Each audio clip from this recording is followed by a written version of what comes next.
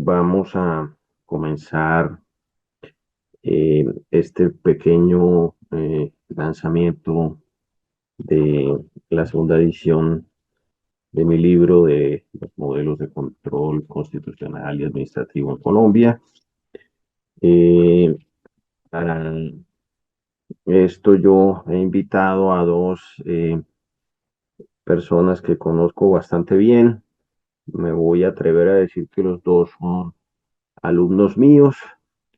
José Manuel Suárez, que fue alumno mío en la Universidad del Rosario, con quien me une una amistad hace muchísimos años, profesor universitario, abogado, que ya está terminando su doctorado en la Universidad de Valencia, y quien actualmente se desempeña como profesor de la Universidad del Bosque.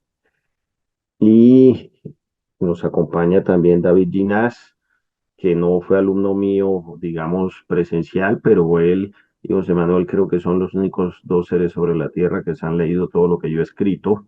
Eso les da un mérito increíble. Y David es doctor en Derecho de la Universidad Nacional. eh, es profesor de la Universidad Nacional y es profesor también de la Universidad del Bosque en este momento, y a ellos les he pedido que pues le pegaran una mirada a esta nueva edición del libro, a ver cómo la veían y que nos contaran un poco sus planteamientos. Entonces, no sé quién de los dos quiere comenzar. Hola Miguel, buenas tardes para todos. Hola José, si quieres arrancamos contigo. Yo les propondría que no nos extendiéramos más Mm, de 20 minutos cada uno, que ya me parece mucho, pero ustedes sé que tienen el don de la palabra, entonces 20 minutos me parece razonable. Después, si quieren, yo hago algunos comentarios sobre el libro, sobre lo que ustedes han dicho, y podemos compartir algunas ideas. Si alguien del público quiere hablar, preguntar algo, pues lo podemos hacer en este escenario que nos permite estar disgregados en el mundo y podernos reunir para este evento. Entonces, si quieres, comencemos contigo, José. Muchas gracias.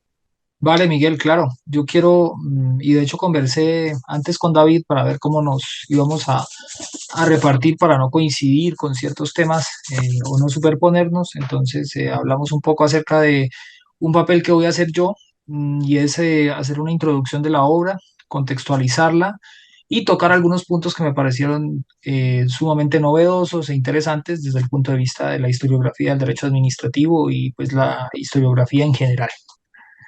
Entonces, luego ya seguirá David con algunos análisis sobre el control y algunos aspectos que ha tocado él en su tesis doctoral.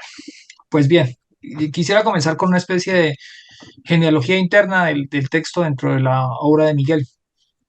Comencé leyendo la tesis doctoral de Miguel después de haber leído algunos artículos en la revista de Estudios Sociojurídicos y las citas que en su momento realizaba Jaime Orlando Santofimio de artículos que él había escrito sobre el recurso a agravios. Entonces, una vez revisada la tesis que está de muy buena manera sintetizada en Vivir en Policía, pues puedo afirmar que en la obra de Miguel pueden existir como algunos tipos de influencias que son sumamente interesantes y hay una consigna común, digamos, yo encuentro como dos líneas evolutivas. Uno, el hecho de ambientar la idea de que no todo el derecho administrativo es francés. Digamos, esa es como la fase inicial que la obra de Miguel ha trasegado, probando algunas continuidades que existe del derecho premoderno o el derecho indiano. Él mismo después aclara que el derecho indiano pues es una categoría que se deviene en insuficiente, pero pues era la forma como estaba siendo conocida en la década de los 90 por los historiadores del derecho. Un segundo proceso, un segundo ciclo se da en una obra relativamente reciente, que es esta obra entre 1826 y 1829, que trata, siguiendo un poco lo que dice Manuel Rebollo Puig, esta obra, les digo el nombre completo pues para que los asistentes pues la tengan bien clara, es la historia de la formación y la enseñanza de la ciencia administrativa y el derecho administrativo. Digo esto en términos de Manuel Rebollo Puig, ¿por qué? Porque este texto de Miguel trata de ambientar no solamente un interés por el derecho administrativo, sino en general por los estudios administrativos.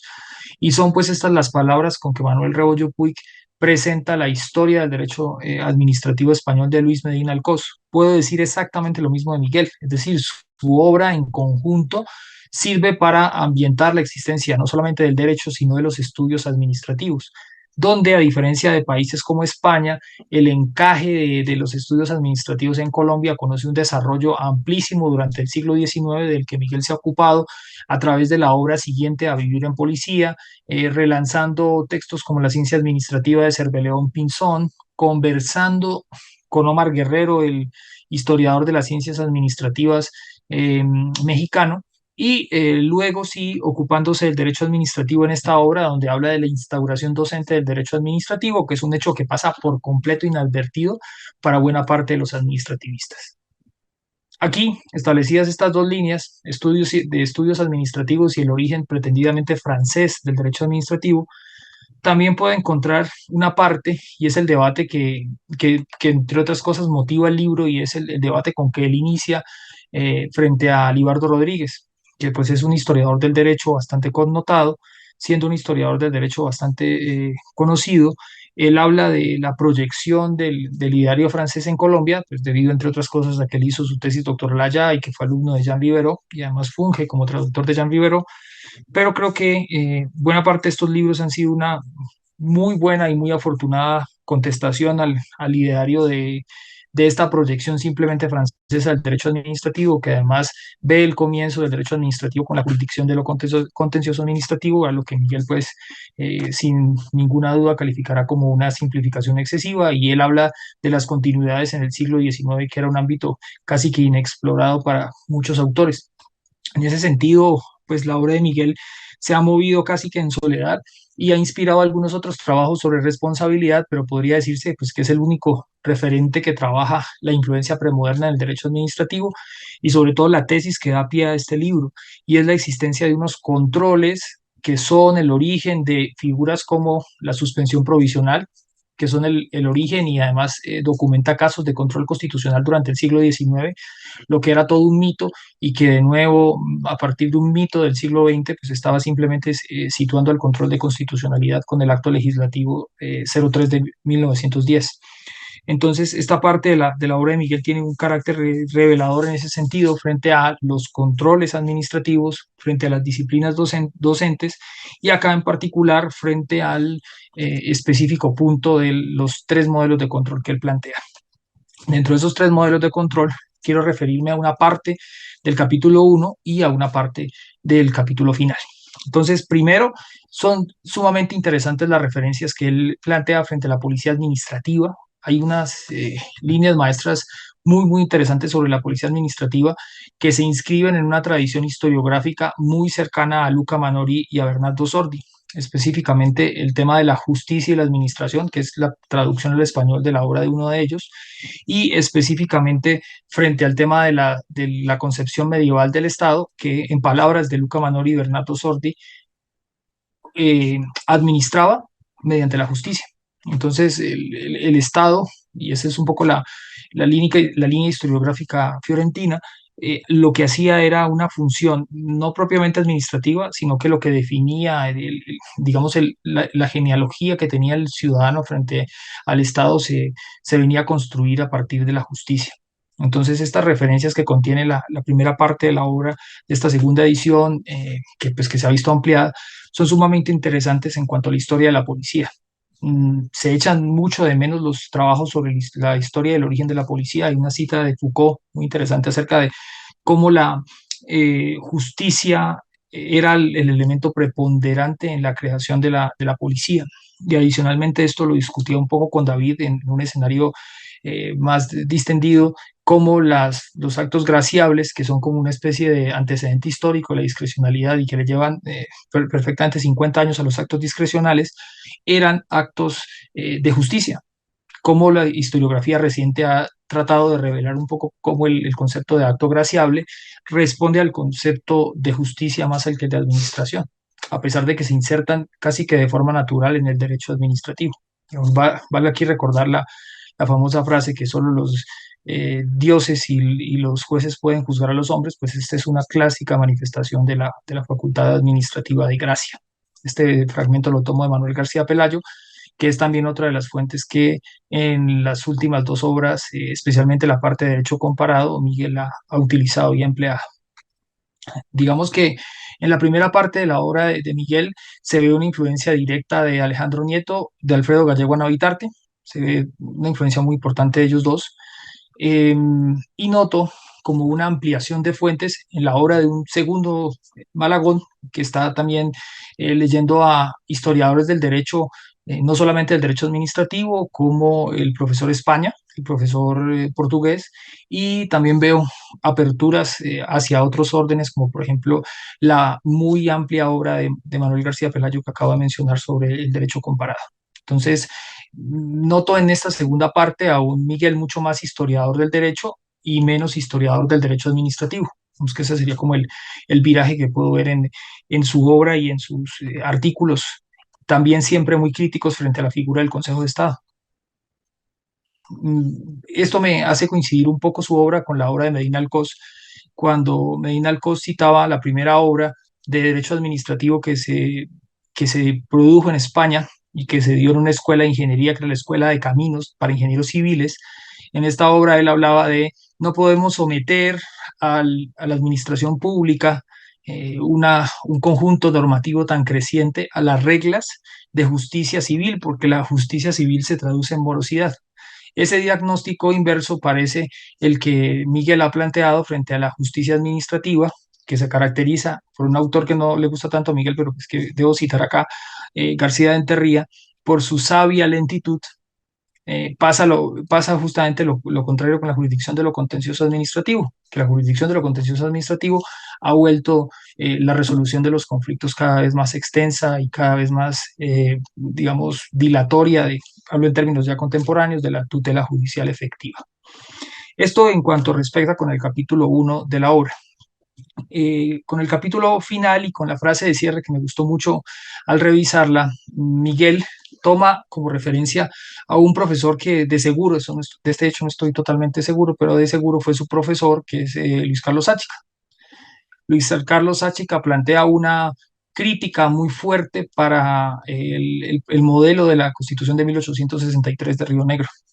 Entonces Miguel contesta esta crítica replicando los elementos del Estado de Derecho planteados en 1966 por Elías Díaz en su famosísimo ensayo que está muy relacionado con el derecho administrativo, porque resulta que ese libro no iba a salir. Ese libro se llama Estado de Derecho y Sociedad Democrática. La primera edición fue retenida por el ministro de Educación franquista, y ese Alfredo, creo que es Fraga Iribarne. Entonces tuvo que presentar un recurso contencioso administrativo que le preparó Eduardo García de Enterría para que ese libro viera la luz. Por lo tanto, las primeras ediciones que circularon de ese libro de Elías Díaz fueron ediciones piratas.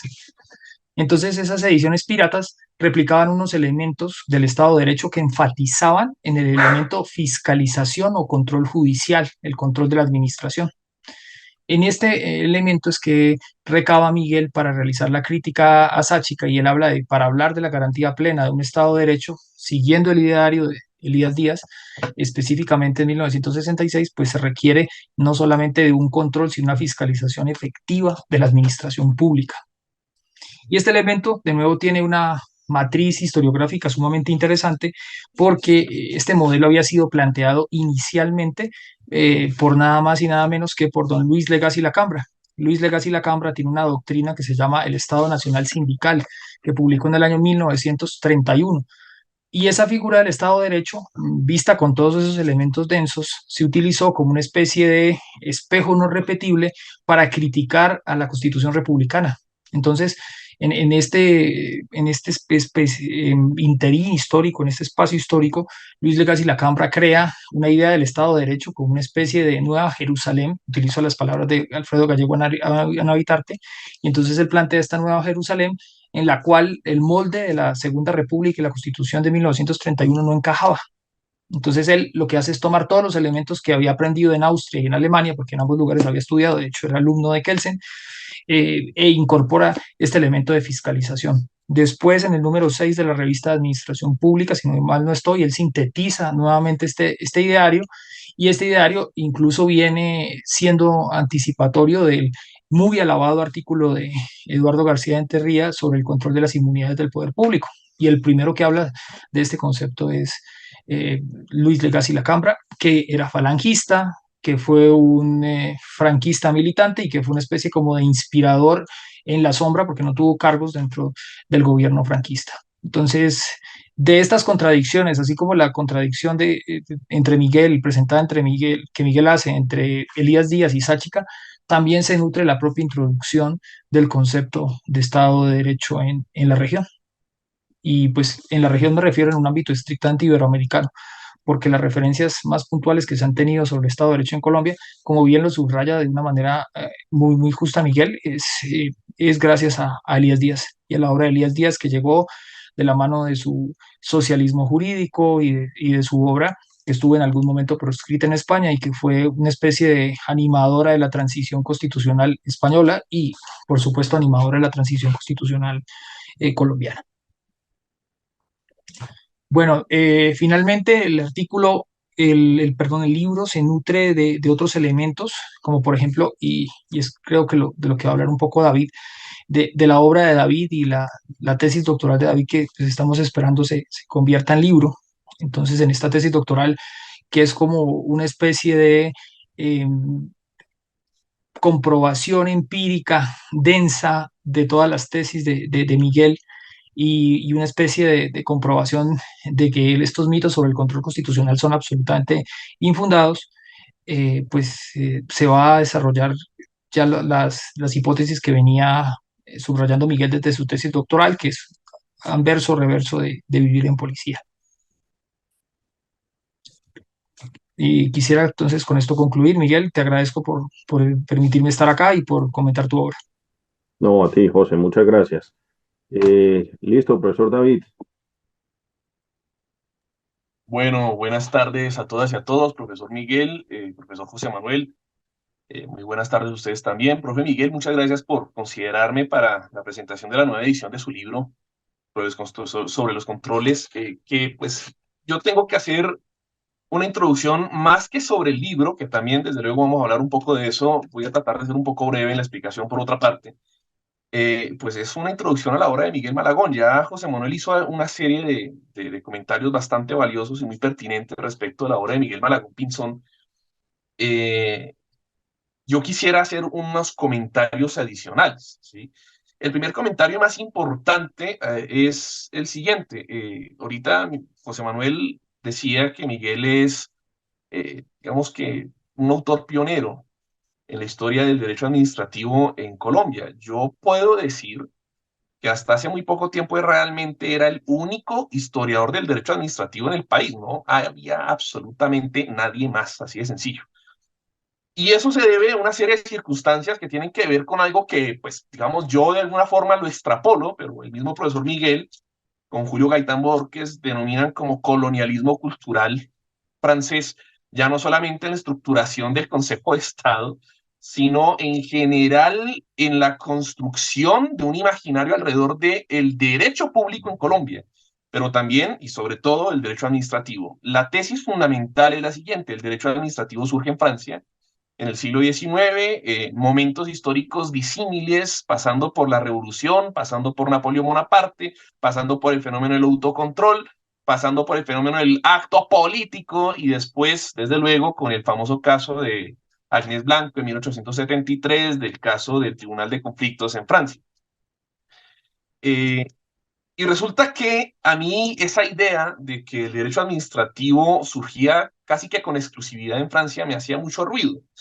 Y me hacía mucho ruido porque cuando yo entré a estudiar la maestría en Derecho en la Universidad Nacional, pues yo entré con un proyecto que tenía que ver con la responsabilidad del Estado por el acto constituyente. Ese tema me aburrió, me parecía que era hartísimo, lo escribí simplemente para pasar el examen de admisión, pero a mí lo que me interesaba era el derecho administrativo y la historia del derecho público en general. Y se me da por buscar historia del derecho administrativo y encuentro, fíjese usted, profe Miguel, lo paradójico del tema, digamos, creo que lo digo en retrospectiva. La primera cita que, es decir, yo me enteré del profesor Miguel Malagón fue por una cita que le leí a un libro malísimo como en general es toda la obra de Wilson Ruiz Orejuela. Entonces, hay una obra que yo ni me acuerdo francamente de qué es, de qué trata el texto, tiene que ver con responsabilidad extracontractual del Estado, algo así, y me llamó la atención que hacía dos citas, una era Jaime Orlando Santofimio y otra era de Miguel Malagón. Entonces me llamó la atención porque estaba citando un texto que no era el libro de Vivir en Policía, sino un texto previo que se llamaba Los antecedentes del derecho administrativo en el derecho indiano, y otro texto que era Los antecedentes hispánicos del juicio de amparo y de la acción de tutela. Entonces yo me puse a buscar y a partir de ahí comencé a encontrar una gran cantidad de artículos, uno tras otro prácticamente, a partir de los años 2000, en donde hablaba del origen del derecho administrativo en el derecho y la ciencia de policía, que surge en Prusia, eh, que tiene una serie de consecuencias dogmáticas, doctrinales aquí en Hispanoamérica por la idea además o por el fenómeno de la colonia, eh, y que se termina transformando en derecho público.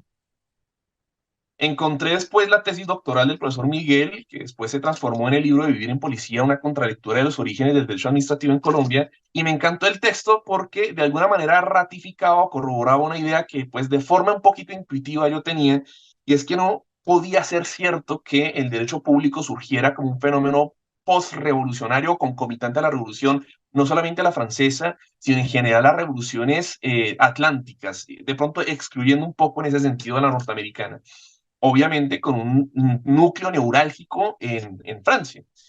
Eh, Me pongo a leer el texto y me encuentro con pues una obra sólida que tiene un marco teórico que por lo menos yo identifiqué en ese momento como un marco teórico anclado fundamentalmente dos autores. Uno era Omar Guerrero y otro era José Luis Vilar Palací. De pronto este último no tanto, más el primero.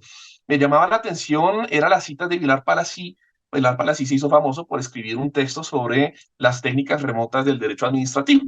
Entonces es un texto muy interesante, pero hartísimo de leer, muy complicado, entre otras cosas, porque pues hay unas citas larguísimas, difíciles de digerir en latín, pero interesante desde el punto de vista de lo que se plantea, digamos, en el texto, y es el derecho administrativo es mucho más viejo desde el punto de vista al menos de sus técnicas que lo que puede aparecer en Francia. Tiene origen en la Edad Media, y entonces un ejemplo es la idea de regalía, por ejemplo.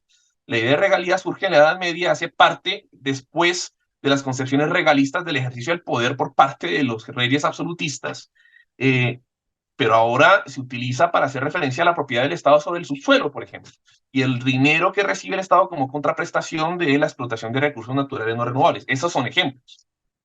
Ahora, en la obra del profesor Miguel Malagón hay una clara oposición con pues, las posturas tradicionales de prácticamente todos los autores de derecho administrativo en Colombia, que de alguna manera son los autores de derecho administrativo en América Latina, con algunas muy notables excepciones. Pero en particular con el ex consejero de Estado, abogado egresado de la Universidad Nacional de Colombia, Ibardo Rodríguez Rodríguez, que es el autor de un texto clásico que a mí no me gusta, francamente. De hecho, lo tengo acá, que se llama Derecho Administrativo General y Colombiano. Aquí tengo una octava edición del año 1995. El libro es bueno para preparar clases, pero no para estudiar Derecho Administrativo. Y entonces lo que sucede con el libro del profesor Elibardo Rodríguez Rodríguez, pues yo no voy a meterme con el hecho de que fue buen o mal juez, buen o mal administrador, buen o mal eh, consejero de Estado, sí me parece que ha sido un mal árbitro desde el punto de vista del derecho público y de la contratación estatal. Eh, pero lo que sostiene Libardo Rodríguez, replicando en ese sentido, digamos, algo que hizo escuela en Colombia, en prácticamente todas las facultades de Derecho, es que la jurisdicción contenciosa administrativa, cuando surge, es cuando surge el derecho administrativo en Colombia. Entonces, en Colombia tenemos poco más de 100 años, 110 años, de hecho, derecho administrativo, que surge cuando con la ley 130 de 1913 se instaura la jurisdicción contenciosa administrativa encabezada en lo contencioso administrativo por el Sacrosanto Consejo de Estado. Es curioso además porque es que estas personas en el Consejo de Estado están convencidos de que el Consejo de Estado de la actualidad, que es el mismo, mutatis mutandis de 1913, es al mismo tiempo el Consejo de Estado bolivariano de 1817. Digo yo, menos mal no es así. Menos mal no es así. Eh, Y desde ese punto de vista, lo que llama la atención, y aquí voy aterrizando un poco la obra del profesor Miguel Malagón, es que él halla el origen del derecho administrativo, sí, en la ciencia de policía. Para el caso colombiano hispanoamericano, la matriz general del derecho administrativo, el origen del derecho administrativo, y yo me atrevo a decir que además del derecho público, incluyendo desde luego, y cómo no, al derecho constitucional, es lo que se puede denominar como derecho indiano. Al profesor Miguel no le gusta esa expresión, entiendo por qué. Podríamos hablar de él como el derecho del antiguo régimen de España en América o simplemente derecho colonial. Y uno encuentra una serie de mecanismos de control al ejercicio del poder político a través del derecho. El profesor Miguel lo que hace es una historia de alguna manera cómo se utilizaban esos mecanismos del ejercicio del control al poder político a través del derecho y cómo ellos terminaron evolucionando a lo que vendrían a ser, sin ninguna clase de duda, los mecanismos de control o medios de control, las pretensiones contenciosas administrativas que hoy se encuentran en el Código de Procedimiento Administrativo de lo Contencioso Administrativo. Hay unos rastros muy interesantes que inclusive saltan a la vista, pero de alguna manera como una especie de pareidolia o como una especie de escotoma, es decir, un fenómeno en el que uno tiene el fenómeno al frente, pero uno no es capaz de entenderlo ni de verlo con claridad. Pues el derecho administrativo está anclado al derecho colonial y por esa vía a la ciencia policía. Por ejemplo, la idea de una vía gubernativa. El hecho de que existiera vía gubernativa en vigencia de los códigos contenciosos administrativos previos, concretamente el decreto 1 del 84, hace referencia a una evolución casi que lineal del derecho administrativo desde los medios de control existentes en la época colonial y que tiene que ver con la idea del derecho como algo gubernativo, y algo gubernativo tiene que ver con la idea del ejercicio del poder político desde el poder de un pater familias. Y entonces lo que dice el pater familias, lo que dice el monarca, lo que dice el rey absolutista es simplemente ley para todos, es inapelable. Es decir, es un acto de gobierno. Y entonces cuando uno habla de un acto de gobierno, desde ese punto de vista uno se encuentra con una circunstancia en la que es difícil controvertirlo, salvo que afecte intereses o agravie intereses o derechos particulares, en cuyo caso se transforme en un asunto de justicia. Y eso es lo que pues explica por qué existía la posibilidad de controvertir inclusive actos de los monarcas en la época colonial. Hay muchos ejemplos. Yo escribí un librito que de hecho es mi tesis de maestría, que se llama Estado Indiano, Estado Responsable, que se fundamenta esencialmente en vivir en policía, en algunos otros textos, pero ese es el texto fundamental, vivir en policía, en el que pues se da cuenta de cómo utilizaron esos recursos de control al poder político en los años 1550 con el propósito de controvertir las nuevas leyes de 1542 del Sacro Emperador Romano Germánico Carlos V, que tenían que ver con la prohibición de las encomiendas aquí en Hispanoamérica o en, digamos, los virreinatos y en las gobernaciones y provincias de España en América. El asunto es que ese libro de Vivir en Policía se queda anclado en una época prerepublicana. Lo que hace el profesor Miguel Malagón con el libro de los modelos de control administrativo y constitucional, desde luego también en Colombia, originalmente la primera edición era de 1811 a 2011, es decir, 200 años, ahora a 2023. Es continuar con esa historia, indagar de qué manera hay esta evolución, se presenta este cambio, esta evolución, o no necesariamente cambio, de los mecanismos de control. Y entonces el profesor identifica que hay diferentes tipos, diferentes tipologías de ejercicios de control del poder político a través de estos mecanismos que pues originalmente fueron concebidos como una especie de emanación del derecho de policía, pero que después terminaron siendo entendidos o incorporados a mecanismos de control a través del modelo político y después, ya en una época bien entrada dentro del liberalismo radical o inclusive antes, cuando ya existía la Nueva Granada como una nación autónoma en el Concierto de las Naciones y los Estados Unidos de Colombia, después en el 1863, estos modelos empiezan a virar un poco como al modelo judicialista. Desde luego uno puede hacer una serie de observaciones del profesor Miguel en relación, por ejemplo, con esta idea del modelo judicialista a mitades del siglo XIX. En lo que a mí respecta, prácticamente todo eso está inspirado no necesariamente y no solamente en la idea policiva del derecho, de concebir el derecho, el ejercicio del derecho de forma premoderna, sino que desde esa misma época, y como lo decía profesor Antonio Manuel España, portugués, que también estaba citando el profesor José Manuel Suárez, o como lo decían también Bartolomé Claver, o como lo decía el fallecido, bueno, todos estos ya se han muerto, estos dos últimos no hace mucho, Bartolomé Clavero murió hace poco. pero quien sí murió en el año 95 asesinado por la ETA fue Francisco Tomás y Valiente, que consideraban que estos mecanismos de ejercicio al poder político eran esencialmente emanaciones de un poder jurisdiccional, es decir, el ejercicio del poder jurisdiccional tenía consecuencias que evolutivamente fueron transformándose en derecho administrativo. El profesor Miguel es de los pocos autores en Hispanoamérica que habla de eso. En Europa, estos tres autores que he mencionado hablan de temas de formas semejantes. Marta Lorente, Sariñena habla de otras cosas similares. Pienso yo que un poquito perdida en otras cosas, pero en esto por lo menos es una mujer bastante buena investigadora.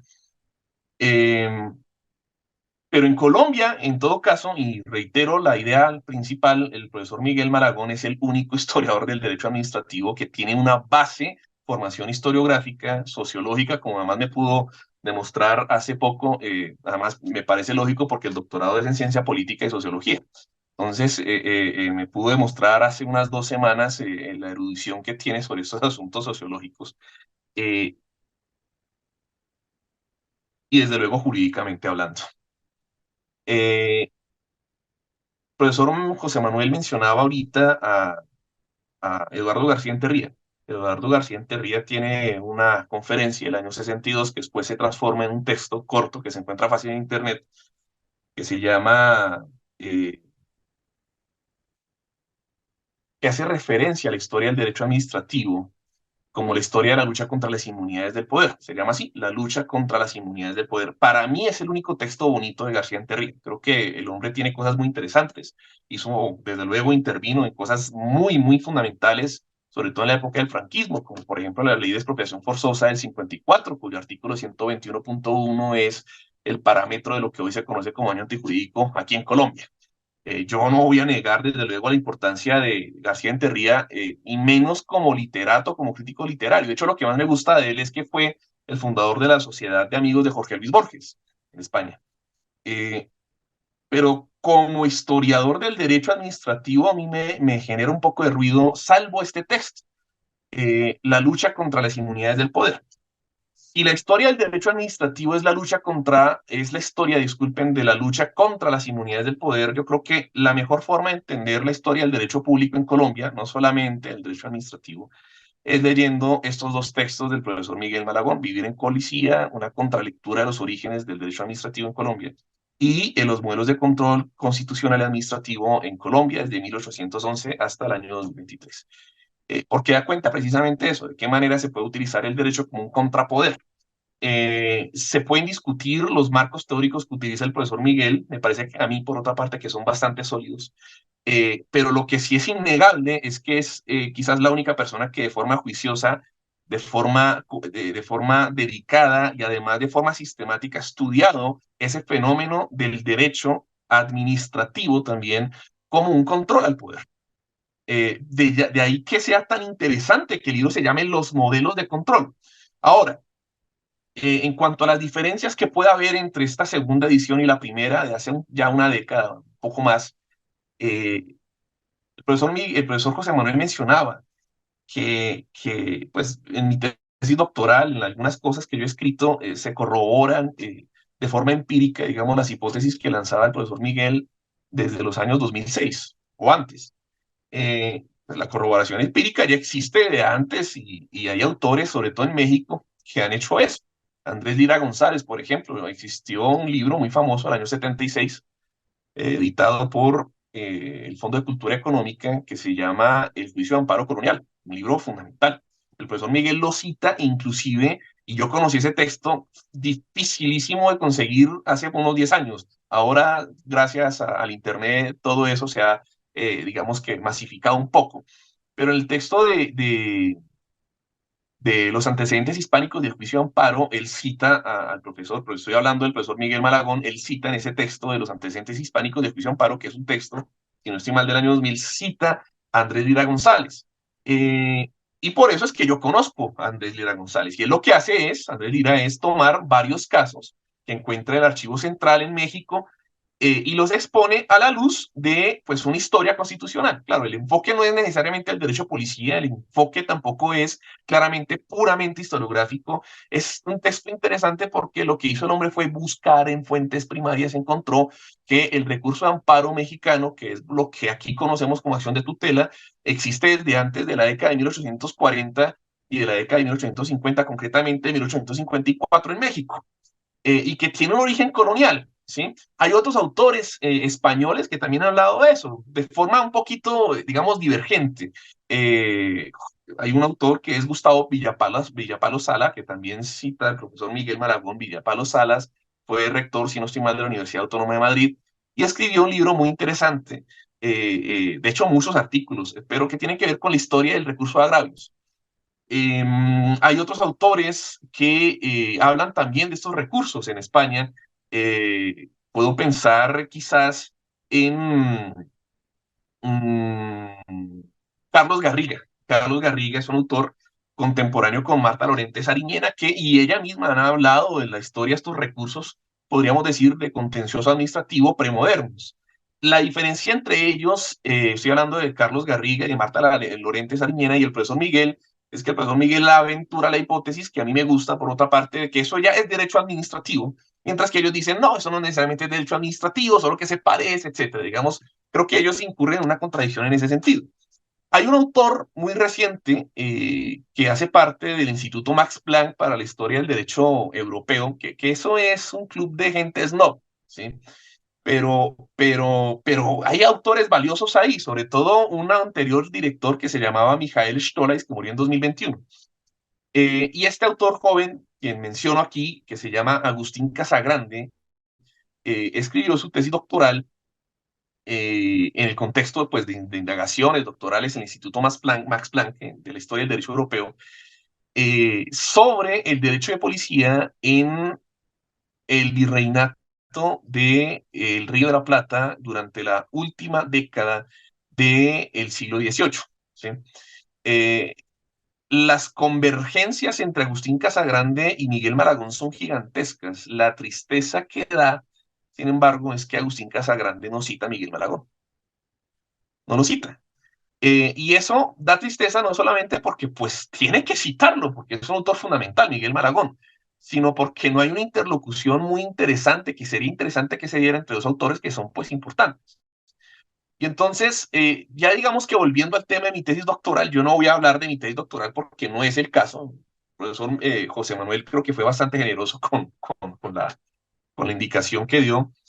Pero pues lo que yo he hecho es, sí, de alguna manera, demostrar con fundamento en análisis que no solamente hice yo contraté un historiador y contraté a un intérprete de estos jeroglíficos de los siglos XVI, XVII y XVIII, un paleógrafo que se llama Yesid Pérez Jerez, muy bueno, profesor de paleografía en la Universidad Nacional de Colombia, eh, pues para interpretar una serie de expedientes judiciales que van desde el siglo XVII hasta el siglo XIX.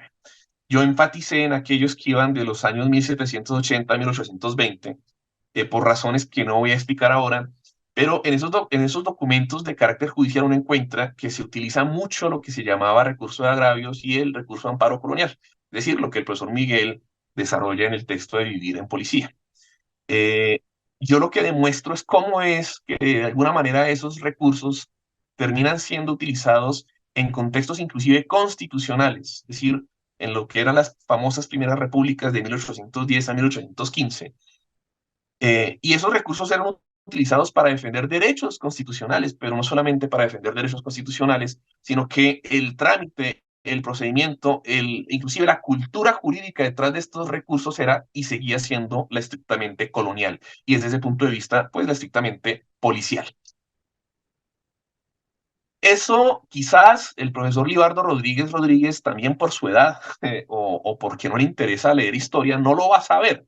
Él tiene un sobrino que es muy buen abogado, que se llama, es de apellido Santos Rodríguez, no recuerdo el nombre, con quien coeditó además un texto no muy viejo, de hace unos 5 años, sobre la historia del derecho administrativo, historia del derecho administrativo en Colombia. Eh, De pronto Santos podrá leer esos textos, pero creo que no estará interesado porque ellos no son historiadores del derecho, ellos son solamente abogados administrativistas. Yo concluyo entonces esta breve presentación, esta oda y este elogio sobre la obra del profesor Miguel Maragón, diciendo que vale la pena leerlo no solamente en clave de historia del derecho administrativo, sino considerando también que es un gran historiador del derecho en general. José Manuel tiene razón, en esta última edición he visto que hay una mayor vocación histórico-jurídica, no solamente del derecho administrativo, sino en general del derecho público. Eh, y hay otros artículos y otras obras del profesor Miguel que también se compaginan muy bien con estas épocas y que no son propiamente historia del derecho público, sino más bien una historia de las ideas. Entonces, hay un texto del profesor Miguel que es sobre el pensamiento político de Bolívar, muy bueno. Ese es un artículo tan bueno que de hecho fue citado con bastante elogio, con bastantes, digamos, odas por parte de Ángel Almarza, que es quizás uno de los historiadores venezolanos, por otra parte estudió en México su doctorado, uno de los historiadores de finales del siglo XVIII, principios del siglo XIX, empatizados que han empatizado en Bolívar o en las cartas bolivarianas de 1819-1821. Eh, Él cita al profesor Miguel Malagón y lo reconoce pues como uno de los pocos autores en Colombia que se ha puesto a estudiar el derecho público, la historia del derecho público, pero digamos que se nota también un poco eso en sus formas de entender el pensamiento bolivariano.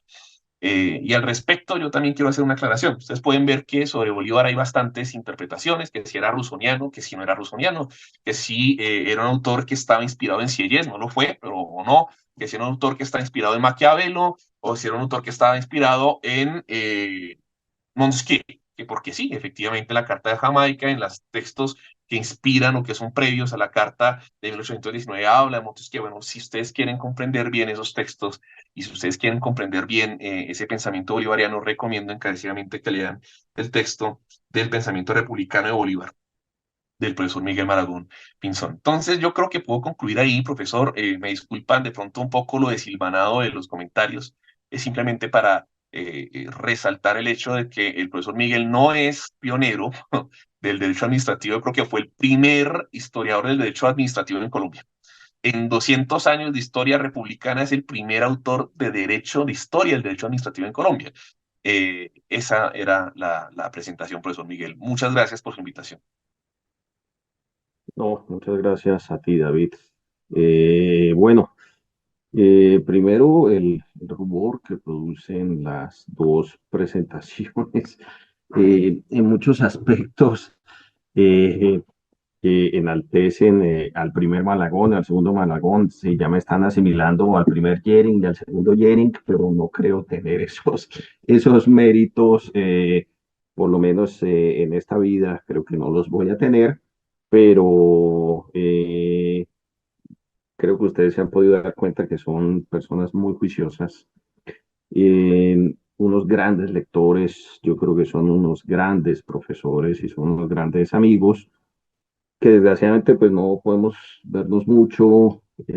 Eso tiene que ver con mi salud. Yo me enfermé bastante fuerte de COVID en el 2021 y pues hemos tenido cierta relación por WhatsApp y eso, pero no nos hemos podido ver con la asiduidad que hubiéramos querido, pero con todo eso hemos podido compartir ideas. Sobre la evolución, yo creo, de Colombia en el pasado y en el presente. Esta segunda edición, que bueno, uno a veces cuando quiere sacar ediciones de sus libros diferentes a las primeras, se ve como en una encrucijada, uno no sabe por dónde irse, qué poner, ¿no? Yo digamos, el propósito de este libro, ¿cuál fue? Hacer un estudio de casos, mm, mayoritariamente de la Biblioteca Nacional, de control en el siglo XIX. Y en la primera edición, digamos, yo conté con la suerte de que con mi familia nos trasladamos a vivir al lado de la Biblioteca Nacional, a las Torres del Parque, y podía yo salir de clases y me iba a la Biblioteca Nacional a navegar en las gacetas judiciales colombianas del siglo XIX. Y yo siempre lo digo con toda sinceridad, sin entender lo que yo estaba buscando, porque nadie sabía qué había pasado en el siglo XIX, ¿no? Una especie de triángulo de las Bermudas. Y ese empezar a ver qué había, qué pasaba en Santander, qué pasaba en Bolívar, en Antioquia, muy difícil porque los antioqueños se las llevaron y las tienen en el archivo histórico, entonces una que otra vaina, qué pasaba en Panamá, y ahí como tratar de construir un relato. Y yo escribí ese primer relato y se lo pasé a Antonio Barreto, que hoy no nos pudo acompañar porque su madre tiene problemas de salud, eh, que es uno de mis buenos amigos, historiadores del derecho, y que trabaja conmigo acá en la Universidad de los Andes. Y Antonio me dijo, el libro es ilegible, eso no lo entiendes sino tú. Y entonces me tocó reconstruir el libro y por eso fue que le puse los modelos de control administrativo, traté de organizarlo no como lo hace todo el mundo, constitución por constitución, sino por formas de controlar al poder en el siglo XIX, tanto al poder legislativo como al poder administrativo, como al poder ejecutivo. Y el libro salió con cierto éxito, lo pudimos vender, algo se pudo conocer del libro, pero pues como suele pasar, no causó mayor impacto dentro de la judicatura colombiana, me refiero dentro de la jurisdicción contenciosa administrativa, y no causó mayor impacto dentro de la doctrina clásica del derecho administrativo colombiano, entiéndase Libardo Rodríguez y su escuela, y en general todos estos colegas nuestros que estudian en Francia y que vienen a repetir un relato sin mayor análisis y sin mayor entendimiento de la realidad nacional. Y lo que me llama la atención es que muchos de ellos citan el libro, pero siguen con el mismo relato. Entonces uno dice, citan el libro para mostrar que lo leyeron, citan el libro y no lo entendieron, o no sé por qué citan el libro. Esa ya hay que preguntarle al mago Merlín cuál sería la respuesta frente a eso. Porque si hubieran leído el libro, hubieran tenido que cambiar el discurso y se hubieran tenido que dar cuenta que Colombia es de los países, creo yo, o probablemente el país de América Latina con mayor control en el siglo XIX. Control sobre el poder, ¿no? Sobre este poder. Y para la segunda edición, entonces, yo, pues todavía bastante convaleciente del COVID en términos físicos y en términos psíquicos, porque a veces se me van las ideas sin necesidad de hongos alucinógenos. Y entonces hice un esfuerzo y dije, voy a leer algunas cosas de López Miquelsen que no había leído y voy a releer otras que leí cuando eran muy joven, no tenía todavía los 30 años, y quedé seducido por la prosa de López Miquelsen y por los planteamientos que él pudo hacer en la década del 40 en el país y en la década del 50. Y me hace acordar de esa frase de García Márquez sobre Alberto Lleras diciendo, Alberto Lleras es un periodista o es un escritor que se extravió en la política, y López Miquelsen, yo creo, es un jurista, es un académico que se extravia en la política, que se extravía, ¿no? En la política. Eh, y uno puede ver que él tenía cierto fondo en hacer los planteamientos que hizo, ¿no? Sus textos, Introducción al Estudio de la Constitución de Colombia, y sobre todo en la estirpe calvinista de sus instituciones, que son textos que López logra trabajar en sus clases en el Rosario, en sus clases en la Nacional y en sus clases en la Universidad Libre, y que sirven para oponerse a los planteamientos del gran jurista Leopoldo Primi Rosenfeld, eh, jurista judío austriaco, pues nacido en Hungría, en ese momento cuando Hungría era todavía el Imperio Austrohúngaro. Miguel, Eh, ¿escucha? ¿Mm? ¿Nos escucha? Es que no congela la Me, imagen. pero ustedes me pueden oír. Le puedo Yo escuchar y le sí. puedo oír ahora. Y se quedó en lo del gran jurista y supongo que iba a decir Leopoldo Primi. Exactamente, Leopoldo Ok, Primi Rosenfeld. Exactamente. Alumno de Kelsen que llega, como su origen judío, llega como inmigrante a Colombia y Castro Silva en el Rosario pues lo acoge, le convalida el título y puede ser profesor, persona muy culta que tenía una visión muy católica, no obstante haber sido judío de nacimiento, ¿no? Y entonces López Miquelsen ahí me abre un poco la cabeza. Ahí sí, como decía José Manuel, hay que hacer una diferencia entre el primer López y el segundo López. Una vaina es el jurista López y otra es el político.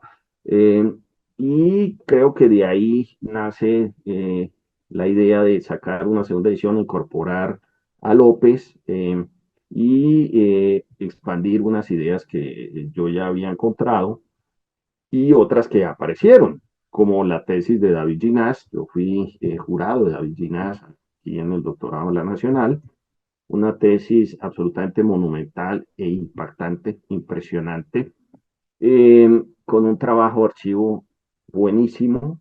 Y en este libro yo le hago también un homenaje a David por haber encontrado casos y habernos ayudado a entender qué pasa en Colombia en el siglo XIX. Y son casos de 1814, es un caso de 1814 que viene con todo el andamiaje colonial, fíjense, dentro de un Estado republicano y que nos muestra el control sobre el poder.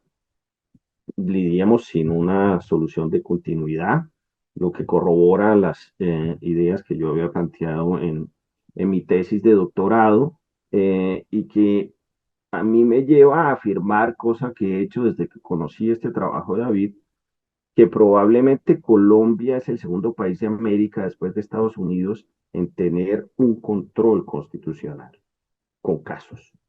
Sí, a nosotros en derecho público siempre nos citan Madison versus Marbury, 1803, no salimos de ahí, y David nos muestra un caso de 1814 que yo pongo ahí en el libro porque hay que hacerlo. Y el libro eh, me llevó a plantear unas cosas que yo había querido plantear en la primera edición y que se me habían traspapelado y es eh, las posiciones conservadoras colombianas en contra del control constitucional. Y es algo absolutamente llamativo e impactante. Y son posiciones de Hernando Holguín Caro y de Carlos Martínez Silva, y solo me detengo en la de Martínez Silva porque Carlos Martínez Silva decía, no podemos instaurar un sistema de control constitucional como el que tiene Estados Unidos porque ellos son protestantes y, son y nosotros somos católicos. Y eso son dos cosas completamente diferentes y una cosa no tiene nada que ver con la otra. Es increíble esta obsesión de estos señores de la Constitución de 1886 en adelante. Y eso que Carlos Martínez Silva al lado de Caro era un marxista, porque Miguel Antonio Caro era fascista antes de Mussolini, ¿no? Una cosa absolutamente increíble e impactante. Entonces, eso que estaba como perdido en Colombia, yo vuelvo a traerlo, ponerlo acá para que pues los pocos lectores que puedan tener la obra lo puedan conocer y puedan entender los problemas que hemos tenido al instaurar el control constitucional, ya sea de las leyes o de los actos administrativos. Ahora, José Manuel me ha recordado algo que yo no había vuelto a pensar y es qué tanto tengo yo de la escuela española, porque eso es algo que, bueno, yo estudié en Madrid, en la Universidad Complutense. Fui a la Universidad Complutense en concreto a conocer a mi gran profesor, Alejandro Nieto García, que murió el año pasado, que en paz descanse. Yo venía con algún bagaje por la doctrina mexicana de Omar Guerrero Orozco, el gran historiador de la administración pública, que también murió el año pasado. Se nos fueron los dos más importantes historiadores de nuestra disciplina en habla española. Es un desastre, sin lugar a dudas.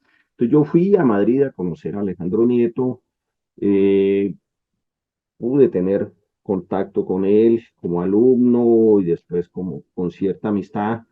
eh, y pues traté de seguir su línea en muchos aspectos. Y yo, digamos, a partir de mi tesis de doctorado, no me preocupé como tanto por la cosa española, pero José Manuel me lo acaba de recordar acá. eh, y evidentemente soy una persona de escuela española, eso es indiscutible, soy de la escuela de Alejandro Nieto, que es contraria a una persona que en Colombia fue muy importante, en América Latina fue muy importante, en España y en Francia fue muy importante, Eduardo García Enterría, del que los dos comentaristas del libro ya han hablado. Una persona que tiene un papel vital en la lucha contra la dictadura franquista, pero que tiene unos cuestionamientos éticos muy grandes, ¿no? Justamente hablaba yo ayer con el profesor Diego Yunes Moreno, el gran tratadista colombiano, y recordábamos que a García Enterría lo encuentran en un aeropuerto con una maleta llena de dólares que nunca puede justificar su procedencia. Eso claramente opacó la imagen de García Enterría, pero que cuando yo me fui a hacer el doctorado, García Enterría era una especie de palabra de Dios. Todo lo que él decía era importantísimo, creo que fue una persona muy valiosa, pero que en términos de historia del derecho administrativo era muy malo, muy flojo, y eso hizo que a mí me discriminaran en otros departamentos de la Facultad de Derecho en España.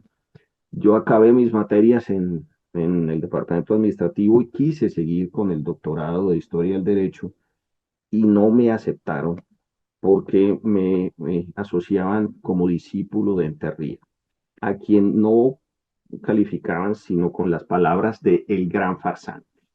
Entonces terminé yo asumiendo una responsabilidad por una persona en la que no creía, ¿no?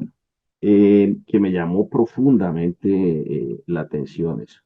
Y uno ve que García Enterría y los autores colombianos como Lidardo Rodríguez pues parten de estas ideas equívocas de que el derecho administrativo es francés y no miran lo que hay antes de la Revolución Francesa. Y por otro lado, en el texto, en esta segunda edición, yo pues esbozo lo que vengo mostrando en mis clases hace rato, y es que la Constitución de Río Negro es el único Estado de Derecho que tuvimos en Colombia en el siglo XIX, cosa que enfurece a los cultores de la Constitución de 1886. Y digo que es el único Estado de Derecho que tuvimos en el siglo XIX porque se controlaron todos los actos de poder público. Se controlaron las leyes que hacía el Congreso Federal y los decretos reglamentarios del presidente. Es la única constitución que tiene ese control. Y creo que es la única constitución en América Latina en tener ese control. Se controlaron las leyes cuando fuimos un Estado federado, las leyes que hacen los Estados federados, y se controlaron los actos administrativos que hacen, por ejemplo, los municipios. Entonces, todos los actos del poder público se controlan, y yo para ese planteamiento me baso en Elías Díaz, que es el gran autor de la filosofía del derecho español y que yo uso para mis clases de teoría del Estado.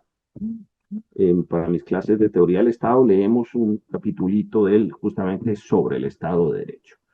Entonces yo planteo esto y lo planteo porque no deja de ser agobiante hasta el día de hoy que los ultraconservadores en el país, empezando por mi propia familia, esto es uno de los secretos mejor guardados, mi tío materno, el único que me queda vivo, es el gran historiador del Partido Conservador Colombiano. Tiene un libro de 3 ediciones, que no lo vayan a comprar nunca porque es una basura absoluta. Y él, su demonio es el radicalismo. Y dice que lo peor que nos pudo pasar es el radicalismo.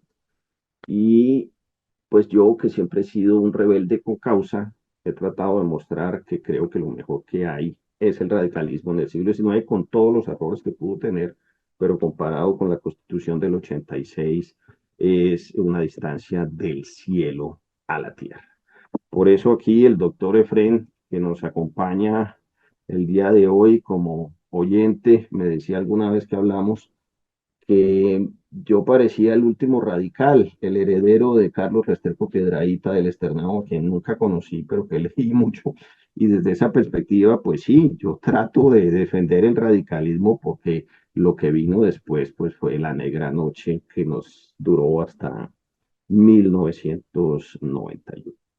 Finalmente, pues fíjense, el libro, esta segunda edición se la dedico a mi padre, que es una de las tantas víctimas del COVID, y le agradezco profundamente a mi familia por el apoyo que me dieron, pues para salir del hueco del- la- de las secuelas del maldito virus ese, y que pues obviamente sin ellos no hubiera podido estar yo por acá, ¿no? Pues nada, vamos a tratar de seguir escribiendo. Ahí le he comentado a David y a José Manuel que en eso estoy, tratando de escribir la historia del derecho de América Latina, del derecho administrativo en América Latina, corrijo. Y con lo que uno se encuentra es con lo que hemos planteado siempre, que primero aparece el derecho administrativo como materia, lo enseñan las facultades de derecho, después aparecen los autores y lo último que aparece es la jurisdicción contenciosa, siempre mucho tiempo después de haber nacido el derecho administrativo. Y hemos creado una especie de Asociación Internacional de Historia del Derecho Administrativo, cuyo presidente es Luis Medina Alcós, que es un profesor, yo como lo digo en términos caribes, un pelado, porque ya todo el mundo es más joven que yo, español, que acaba de escribir la historia del derecho administrativo español, que alguien, digamos, no lo había hecho antes que él en un solo texto, bastante grueso, bastante caro, por cierto, pero que es un texto muy interesante de mirar. Y ahí pues hay algunos, bueno, hay algún cubano, hay mexicanos, hay peruanos, hay franceses, hay portugueses, hay italianos. Y entonces, pues vamos a ver si de ahí pueden salir proyectos. No hemos tenido sino una reunión, pero que espero que eso pueda cuajar para que podamos hacer planteamientos y que podamos retroalimentarnos en lo que hacemos aquí y lo que ellos ven y hacen allá, ¿vale? Les agradezco nuevamente a José Manuel y a David por los comentarios tan elogiosos, por haberse leído el libro, que en un país donde se leen 2 libros al año por habitante, pues esto ya es un honor. Y no sé si alguien de los asistentes quiere hacer algún comentario o alguna pregunta, ¿no? Aquí veo a Diego, Diego también. Diego fue alumno mío en el Rosario, ¿no? Que está haciendo su doctorado en Estados Unidos. Eh, Diego Nicolás Pardo Mota, que está haciendo su tesis sobre la función consultiva del Consejo de Estado en Colombia, su tesis doctorado en Estados Unidos, que creo que va a ser un trabajo muy importante porque nadie tiene idea de cómo funcionó eso en Colombia en el siglo XIX y de dónde viene esa función consultiva, por lo menos en términos filosóficos y prácticos, ¿no?